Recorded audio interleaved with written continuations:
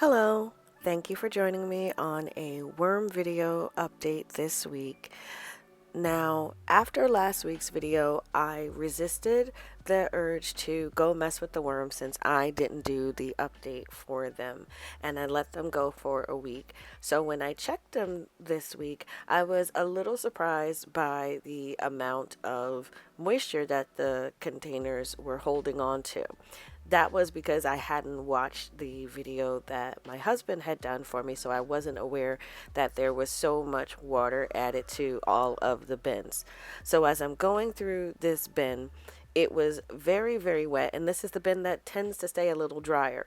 The regular totes are always going to hold more moisture, especially the way that I do them where I don't have the drainage holes. And here are some of our worm friends hanging out in an old banana peel, but these totes do tend to hold on to moisture. So I took the opportunity to add in some additional bedding and cocoa coir. I'm still unsure if the cocoa coir is adding anything to the finished product of the castings, but just wondering if the bin is going to break down faster, if it's going to do anything for the quality. I am trying to stick to a mixture of shredded cardboard and cocoa coir for the bedding when I add it.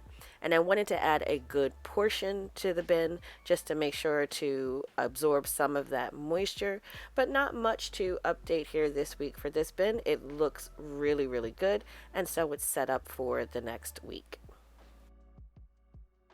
Moving over to the second of the regular tote bins.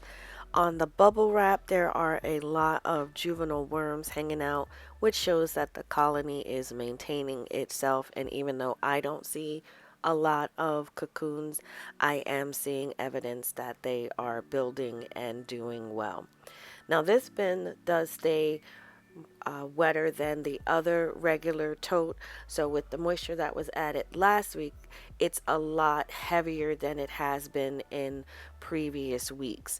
Not as bad as I thought this would be, considering it does hold on to so much moisture, but I'm still going to add some bedding to this. When I was going through it, because this is sped up a bit, it looks like I am handling the worms kind of roughly, but I always use gentle fingers when I am manipulating the bedding with the worms. But I am going to distribute the new bedding all throughout, really trying to get it in there so that that cardboard can absorb the moisture in the bin. It seems with regular totes, they just can tip the scales with the moisture levels so quickly.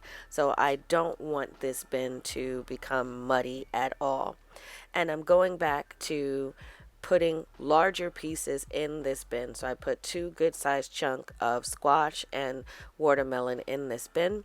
And this bin is set up for the next week. It is also looking really good.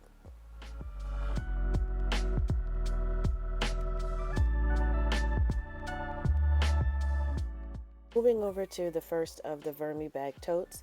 This is the tote that was harvested right along with the regular totes and the Vermibag mini.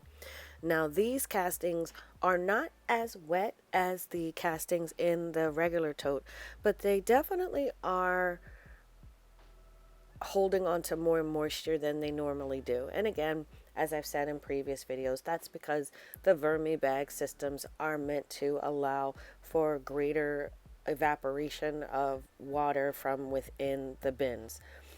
Being that this bin seemed to be a bit wetter, but not too bad, I am going to just put some cardboard and cocoa coir mixture on the end of the bin so I can actually put some water on that itself and then push the regular castings to the side and just deal with that side for right now and then mix it in a week. The idea with this one is to allow the moisture to evaporate from 3 sides of the castings and to try to leave an area that is protected from the bag itself to evaporate, because I know when I did this before it held on to more moisture. So I do want to keep the additional moisture in this one. I don't want to lose it because they tend to dry out. But otherwise the bin is doing good, and that completes the update for this week. The second of the Vermi bag totes is the one that is working in conjunction with the breeder bin that I am attempting. Now, this one, even though there was water added to it last week, it still was a bit dry, and that has to do with the amount of bedding that is actually in here and that it was spread out instead of being pushed together.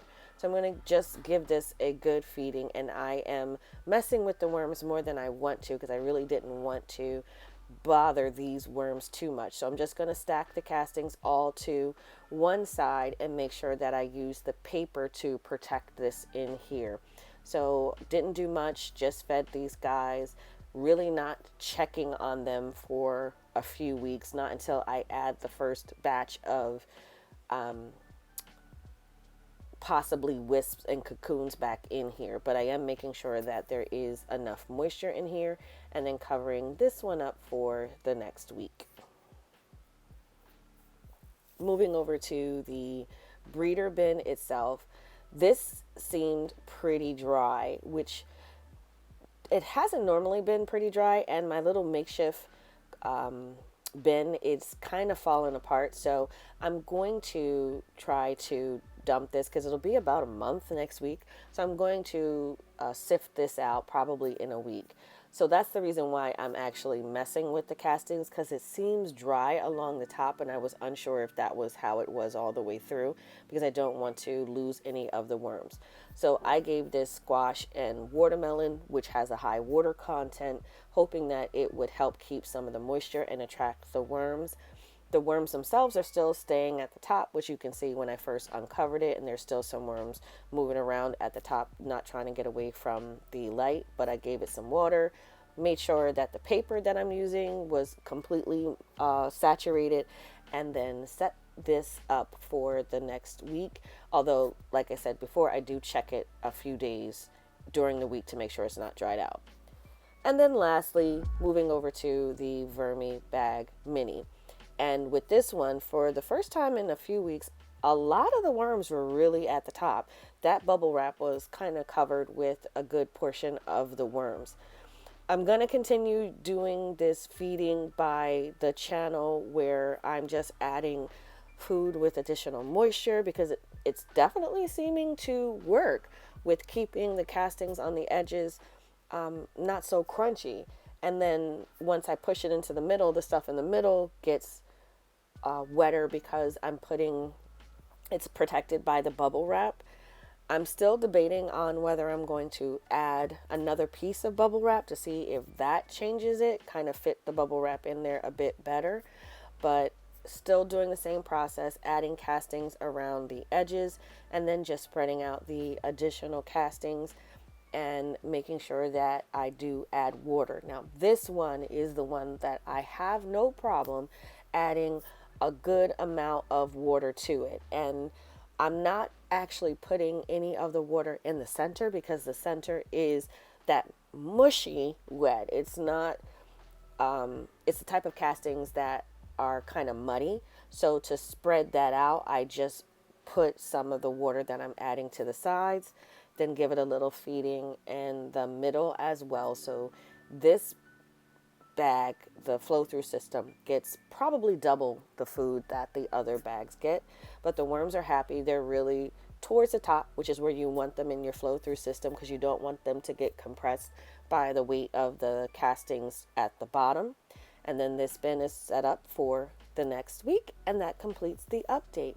Thank you for sticking with me if you've gotten this far. If you've enjoyed the content, please like and subscribe. And as always, thank you so much for watching.